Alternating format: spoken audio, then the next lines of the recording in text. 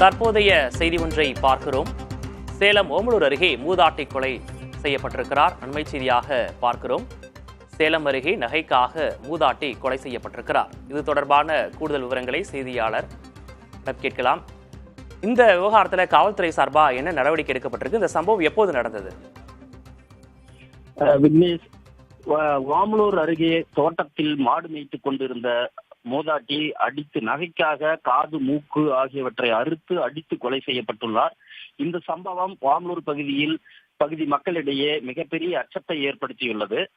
ஓமலூர் அருகே உள்ள குட்டப்பட்டி பகுதியைச் சேர்ந்த சரஸ்வதி என்ற மூதாட்டி தனியாக வசித்து வருகிறார். அவரது கணவர் இறந்துவிட்ட நிலையில் அவரது பிள்ளைகளும் திருமணமாகி தனித்தனியாக வசித்து வருகின்றனர். இவர் ஆடு மாடுகள் மேய்த்து அவரது பிழைப்பை நடத்தி வருகிறார்.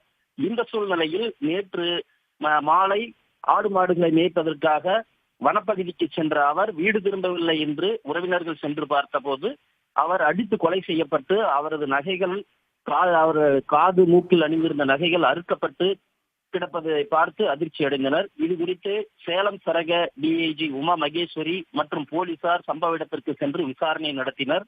அதில் நகைக்காக கொலை செய்யப்பட்டது தெரிய வந்தது.